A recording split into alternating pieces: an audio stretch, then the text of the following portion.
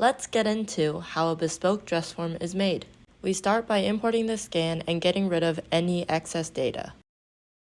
After some more cleanup, the scan is ready to have seams added to it. To explain seams, I'll be using this tangerine. Using a marker, I draw where I want my seams to be.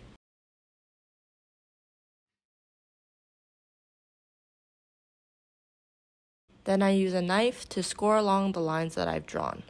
And when I carefully peel the orange apart, you can see that I have numerous pieces that once made up the original orange peel.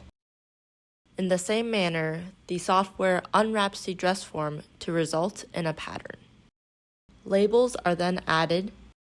That pattern is then printed out, taped together, cut out of paper, cut out of fabric, and then sewed together.